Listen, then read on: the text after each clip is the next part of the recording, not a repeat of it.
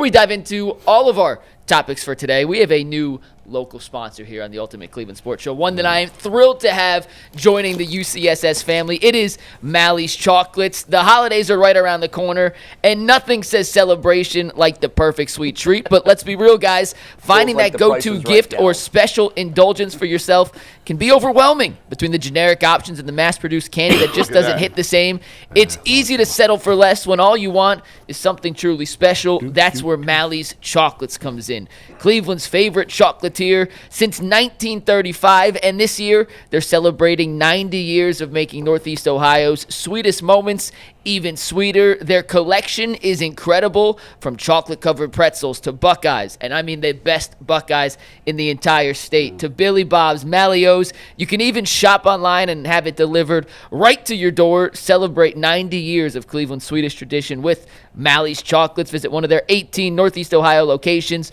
or shop online at Malleys.com. That's MALLEYS.com. Taste the tradition, taste Mally's, and they were kind enough to send us in a couple of samples here, guys, that we're going to test out real quick. Bull, here we go. Our perfect candy model is now showcasing the milk chocolate-covered pretzels, including we also have some caramel-filled pumpkins, a toffee bar. Test them out, guys. How they taste? Toffee's great. These we had these up in the newsroom yesterday, upstairs at Channel 3. And typically, Mike, you know this. You've worked in TV newsrooms. You could put out deep-fried cat waste. Oh, boy. In a newsroom, and it would be gone in 7 seconds. Am I right? It'd be Doesn't devoured. matter what it is. Absolutely devoured. You could put anything on there. The Mally's chocolates were put out on the free food table upstairs in the newsroom yesterday, and in one blink, I opened my eyes again, and everything was gone. Because everybody knows that Mally's has the best chocolate, but Chocolate-covered pretzels are awesome. they're insane. My I had favorite is one of the those. pretzel bar. We have the pretzel bar. It's like it's almost like a Nestle's Crunch, but yeah. Oh yeah, there were better. some of those up there too. Jay, we showcased the other box, the pumpkins and some of the other stuff we have besides just the pretzels. Is there the is this the toffee in the box? Yeah. No, the box is the caramel-filled pumpkins. This right here. There's a toffee bar, and there's a maple something delicious nugget of joy right next to you, Jay. Yeah. good. Oh, it's insane. And here's the best part about it: it's Cleveland's own. It's a local product. You're helping support a very successful local company already. And because we are trying to eat healthy, I will tell you this, right? My doctor told me a glass of red wine is good for your blood pressure. Benefits. And one bar of dark chocolate is also good. this one is dark chocolate. That is a fact. If you want, dark chocolate has some good dark properties. Chocolate has some good. Now don't get aggressive. Don't do too much. Don't spaz out. G. Bush told me I could. No. G. Bush didn't tell you to go get the whole the 6-pack because your kids is trick or treating. You just ate a whole bag of Hershey's. No. Under no circumstances, but you can't have one in these. It is hard. Okay. It is hard to eat like the more traditional, like nationally brand candy bars after eating Mally's, because Mally's is so much better. It's just the quality of chocolate is just so much better. Yeah, and it's Sweetest Day, and that's kind of a Midwest thing. I bet you, Bull, when you lived in New York, you never heard of it. Never heard of it. I had never heard of it. I think it's tracks to Cleveland. I'm pretty sure Sweetest Day, whoever thought it up, is a Clevelander. It's big in the Midwest. When I lived in the Northeast and even down in Florida, and I would mention, I would say to my coworkers, "Hey, did you cover honey with Sweetest Day?" Yeah. Okay, like, what is that? What's the Sweetest Day you speak of? Yeah. It's a big Midwest holiday. You can score major bonus points by just ordering up some Mally's chocolates delivered to your front door, and then you're a hero to the girlfriend, wife, a significant other, because you made life easy on all of them. And there's a lot of convenient locations, obviously. I go to the one in Lakewood. There's one in Rocky River. There's one in whatever. Yeah, I mean, there's one in a lot of different towns in the area. Conveniently beautiful. located. Let's dive into the Browns. Yeah, we're thrilled to have Mally's on as a sponsor, and Great to check have them out them. at Mally'sOH.com. All right, guys, let's talk about some football. This weekend, the lines are out for the Browns-Miami Dolphins game, and it started at 2.5. The line has actually moved into -3 now for the Browns. It's the first time they've been favored in a game this season. Guys, is the right team favored in this game with the way the Browns have been playing? Should they be favored over anyone in football right now? Bull? I actually thought this game would be a pick'em. I am surprised that it went up to 3, because 3 is a pretty big number to Like to go from 2.5 to 3 is a pretty big deal, which means a lot of the money is being bet on the Browns, shockingly.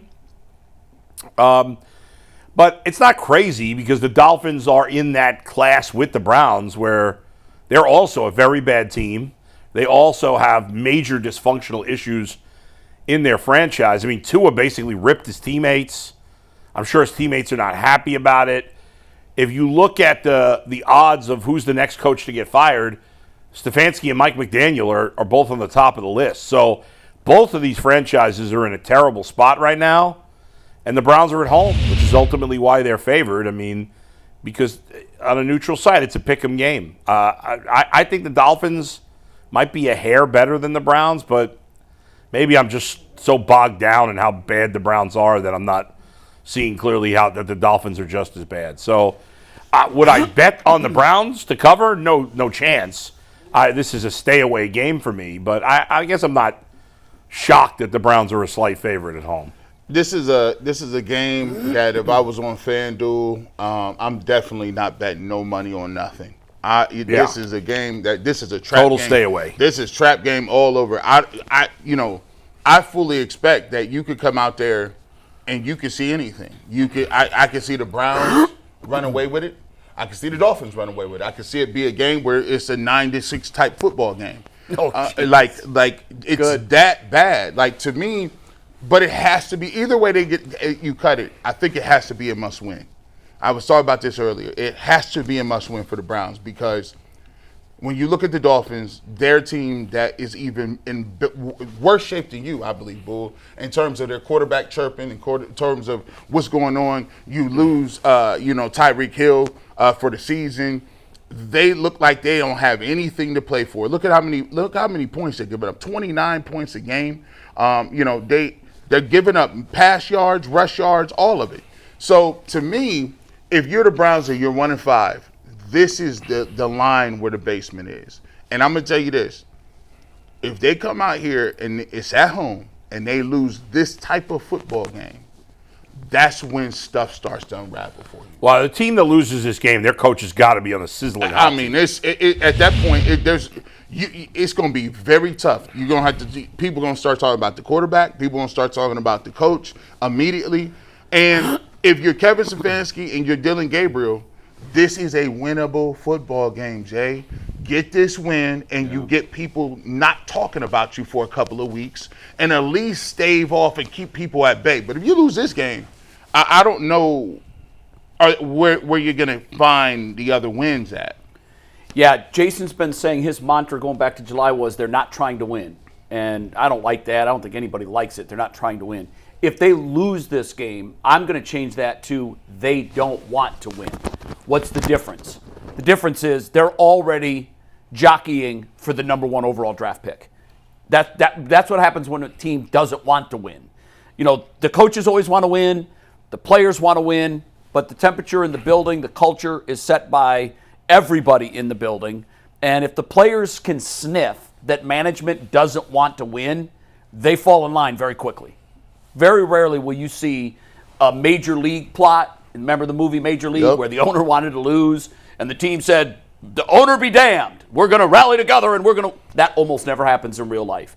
In real life, when the owner wants to lose and the general manager wants to lose, the players see that and they emulate that. So the line, I think, is just right. These are 2 bottom feeders in the NFL. They're both 1-5. I think Miami has the better football team. I'll tell you why in a second. The reason the Browns are a 3-point favorite is what's the rule in Vegas? Home team gets 3. And there it is. I think Vegas does look at this game very much as a wash, but I think they're looking at it and say, well, it's in Cleveland. We got to give them the 3-point home field advantage. So that's where it sits. The reason I think Miami is a better football team, just look at the offenses. And I know their offense has sputtered, and Tua suddenly looks like he's not the answer to the problem. But their offense through 6 games has averaged 21 points. What's the number that we can't get to?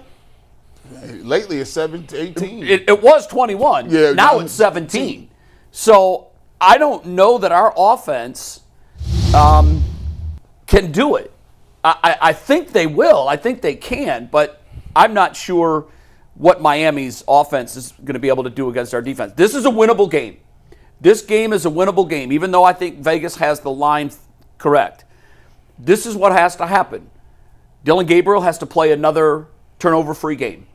He has to take, I would say, a large step in his progression. Mm-hmm. I want to see him throwing the ball further than 1 second in the air. Yeah. Most of his footballs, when he throws, are not in the air for more than 1 second. That's astonishing. I need more than 5-yard passes.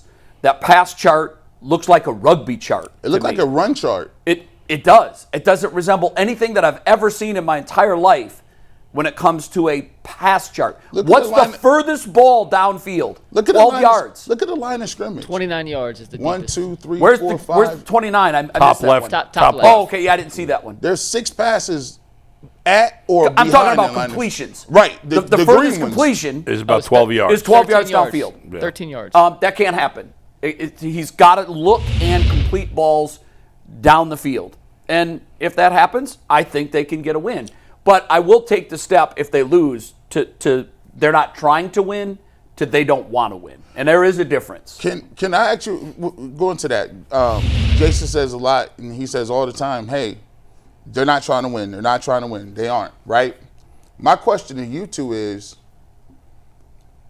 if you go back and you look historically, when teams are not trying to win, statistically, will this exercise work? No. It won't. It never does. It never does. And can a coach and GM survive this? If they aren't trying to win, I don't know. We keep saying, and obviously Jason's the one who started this, says they're not trying to win. I don't believe that they're not trying to win. What I believe is the organization's top priority is not winning. Obviously, as you said, the players and coaches, they're not trying to win.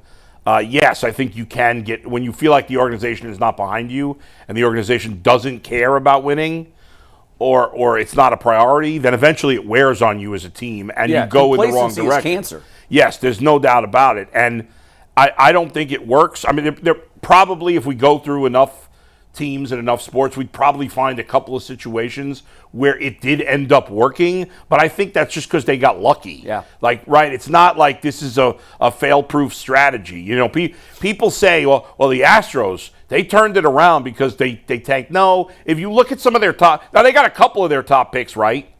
But if you look at, there was back-to-back years. They also acquired talent from outside of the organization. But the 2 years where they really tanked and they got high picks, they blew. I can't even remember who they are. They blew both of those picks. One of them was Mark Appel was one of them. Mark Appel. Who literally, I think he made his MLB debut like this year, last year. Right, for the Phillies, I think. And so now, in fairness, it is harder to hit on those picks in baseball than it is in football. Agreed, which is why it's even stupider to do it in try to do it in baseball. Yeah, exactly. So I don't understand it. I don't understand it in basketball because there's a lottery anyway. Facts.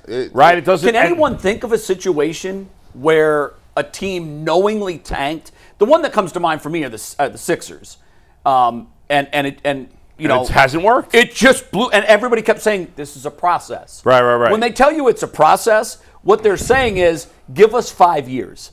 We have to suck for 2 or 3. And then when we get those top picks, we have to parlay them into NBA superstars. Yeah. Well, the 76ers famously did not. Right. And so I can't think, Bull and G, I can't think of the NFL experience where a team knowingly threw a season or 2 away in hopes of getting the quarterback right and turning it all around. And because the Bengals weren't intentionally tanking when they got Joe Burrow. Yeah, no. They just were bad. I could give you, and you talk about baseball, it's foolhardy in baseball. The most foolhardy tank job is in football. I'll give you 2 examples. JOK was a great player. Yeah. In one injury. One play gone. Yeah. David Bell just came out yesterday and said, guys, I know you were wondering where I've been at. I got a situation where I can no longer play football. I'm retired. So I'm done. So don't tank in football because you're one snap away from it blowing up in your face. That's your 2nd round pick and a 3rd round pick. Oh, by the way, we had a nice young core, and then Nick Chubb blew his knee out, and then he was done. So I thought of one case where you could Good argue point, G. it kind of worked, even though in the long run it didn't. When Peyton Manning got hurt, the following year the Colts did really tank. And then they got Andrew Luck. But it didn't work. In the long run, it didn't. It worked in the short term because you got the great quarterback, sure. and then it eventually didn't work. And evaporated because, once again, of the savage nature of football, it was suck for luck. Yeah. You traded Peyton Manning. Yeah. He won his Super Bowl. Yes, After that. That's right. You had Luck and couldn't put a line around him, and he was so beat up. And his career was short and and it was over. short and over. And then you were back on the clock. The reality is that most of the good organizations, the organizations that are consistently good in sports, don't ever do this. No. The Steelers have never tanked. Ever. I can't think of it. And I don't know. Have the 49ers ever tanked? No. Not intentionally. Yeah. Patriots, the Chiefs. Like these two, and maybe they haven't. We're just not thinking of it. Gee, to your point, how old do you think Andrew Luck is? He's 30. 32. He's 36. Oh, he's even that old. So if we, and I know it's not fair to use this scale because it's one of one that's done it, but if you apply him to the Brady scale, he's been out of the game for 7 or 8 years. He's a Hall of Fame candidate next year. He should have 10 more years if he was following the Brady model. Yeah. They sucked for Luck. He gets popped because they have an awful line around him. He retires. That blew up in their face. Everywhere. And the quarterback that they pushed out the door went and got a ring. And then let's give you this. They talked about generational. Ain't no more hype than having Andrew Luck and RG3. And what happened to RG3? Yeah, no, exactly. He was the rookie of the year. All of a sudden, one little play in his rookie year, he makes a cut, he blows out his knee, is never the same. Now, in the end, even if you do it the right way, even if you don't, that could still happen. Guys could still retire or whatever. Yeah, but you didn't intentionally stink for 2 seasons. The point is, and there's something to be said, especially a guy like Myles Garrett, who's now kind of been around for 2 of these things, or Joel Bitonio. The losing, there's no way you could have the same enthusiasm about playing the game, wanting to win. There's no way it wears you down.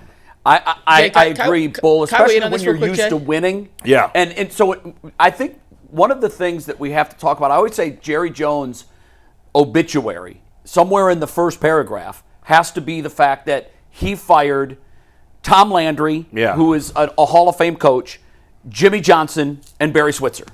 And he did it all within a very short period of time. Yeah. That's part of his ultimate legacy. The Browns and what they've done, and I'm not going to pin all of this on Jimmy Haslam because for many of those years, Haslam wasn't the owner. But the legacy of the last 25 years of our Cleveland Browns is we wasted the Hall of Fame careers of Joe Thomas and Myles Garrett. Yeah. Like, you're given generational talents, guys that would be in the conversation. For Joe Thomas, I think top 10 ever to play at his position. For Myles Garrett, when it's all said and done, he could well be top 3 ever to play his position. Yeah. And what did we accomplish with these 2 generational players, one on offense and one on defense? Nothing. 0. It is a colossal fail One of the highest playoff win order. between them. It's mind-boggling. I mentioned this on the post-game show we did live from Sweet Pork Wilson's, and I know it's not exactly apples to apples because it's different sports, but I knew someone who was on the 76ers staff during the Doc Rivers tenure. When they still had Ben Simmons and Joel Embiid. Right. And this person continually told me from the day he got to Philadelphia to the day he left, Embiid and Simmons do not know how to win. They grew up in the tank job, in the process. And when they became the guys that were supposed to be the leaders of the team that all the younger players looked up to, they never knew how to be in that situation. They never learned how to be in that situation to win. And despite their immense talents, and Simmons obviously flamed out and his whole situation was unique, and Embiid has his injury issues, but they were never capable of being leaders. And when you look at where they've gotten to, or where they haven't gotten to, Embiid's never made an Eastern Conference Finals. Yeah. Simmons has had playoff success elsewhere, but it's nothing to do with him. He's a bum. And they had all these expectations year after year. Yeah. And when push came to shove, those two guys were never able to deliver. That's when a great it mattered point. Most. Yeah, and he just attributes it to those first 4 or 5 years in the league when you're at your most that's formidable. a player's incubation period, isn't it? And they were surrounded by a losing philosophy. I'll use another Philly guy, but not a Sixer, that's the antithesis of that, and that's Kobe Bryant. Yes. Walk into Kobe Bryant's locker room once and say, Kobe, here's the plan. We're going to suck on purpose. We'll see how that goes over. He might punch you. Try walking into a Michael Jordan-led locker room and say, Mike, we got to restock the cooler. We've got to suck for 2 or 3 years. Try pushing that to these guys that are LeBron perennial would do winners. it if you paid him enough. Yeah, I didn't throw LeBron in there intentionally. No, I didn't throw him in That's there not fair, intentionally. maybe. It's not, but the early years of his career were very rough. Yeah. You know, and same for Michael. Michael, there was a major learning curve. With Kobe, Kobe stepped into the league into an environment that was a winning environment. And if it wasn't, he quickly made it a winning environment. Call it the Petri dish. And what you grow in that Petri dish is what your results are, right? Like if a farmer's Petri dish is his field and his soil, how rich is it? That determines the fruit that it bears. Take a look at In this. football, it's the locker room. That's the soil. What grows from that soil? It depends on the quality of the soil. This is the soil and the fruits that the Browns inherited when they got here. Denzel Ward was 23. Myles Garrett was 24. Baker Mayfield was 25. Nick Chubb was 24. Wyatt Teller was 26. And Joe Bitonio was 29. So if you look at the core of what they had then, given to them, and where they are today, it's criminal. These is prime numbers. I mean, I remember sitting here talking about the Cleveland Browns having the best roster under a certain age, the best roster with 25. Now, also throw in the fact that you did still have David Njoku, and you did still have Jarvis Landry, and you did still have Odell Beckham Jr. in this case. You take a look at that. This is daunting because they have not. Now, Quinshon Judkins, we still like. You know, they replaced one of the guys, but you have no replacement for Bitonio, none for Wyatt Teller. There's no replacement at quarterback that looks like readily available.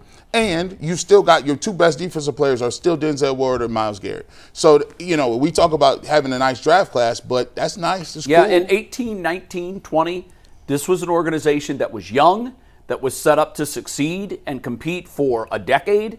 And we watched them dismantle it piece by piece by piece in front of our very eyes. And now we're left with another team that we're talking about is already in the running for the number 1 overall draft pick. Another thing that I can't remember this. I was going to say this on the show Monday, but I wanted to research it, and I still haven't.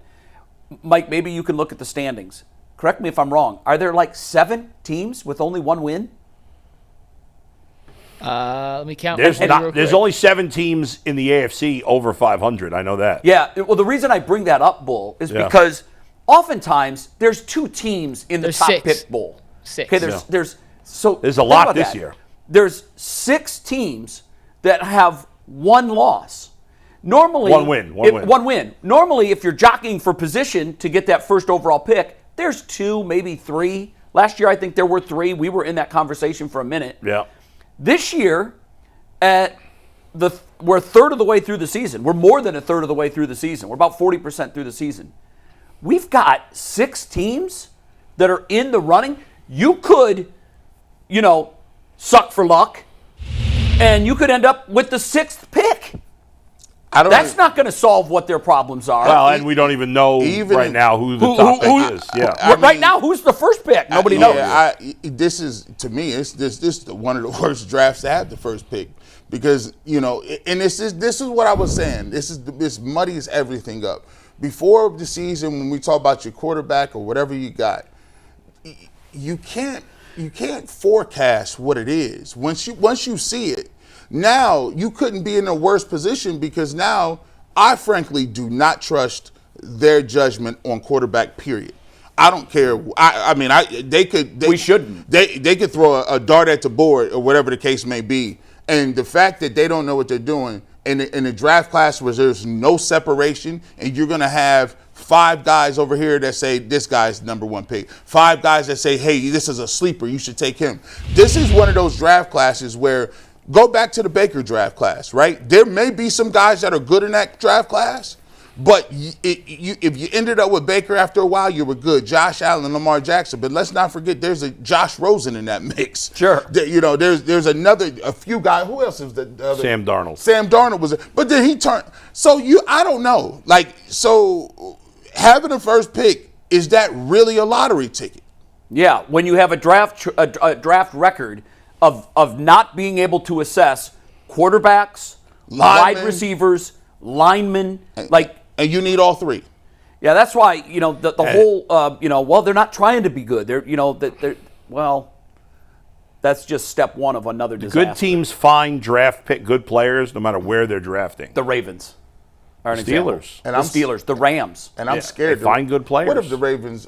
I'm scared to death that the Ravens and the Bengals are bad this year because their quarterbacks were out. And they get top 5 picks. Lamar's coming back after the bye, so they'll turn it around. I do think that yesterday the big topic of conversation was how upset Tomlin was. This was Monday over the Joe Flacco move. It doesn't make Cincinnati any. I don't think it makes them any worse. Oh no. And I think he has a great deal of respect for Joe Flacco, and he doesn't like the fact now that Cincinnati, because I think he thinks it's a cakewalk to the division if Cincinnati doesn't have Joe Flacco. Yeah, I mean, I don't think it makes a difference. The Bengals are not going anywhere. The Ravens are the only threat. I mean, but the Steelers ain't even that good, bro. No. I know, but the Bengals catchable. aren't going to win anything with Joe Flacco as quarterback. He's just not any good. But if Lamar comes back soon, the Ravens will make a run. I bet you that. But Harbaugh said after the bye he's coming back. And they have a bye this week. I wouldn't count the Ravens They're out not at all. out of it. The Bengals. Boy, they've given themselves a Bengals-type hole to dig out of. They got to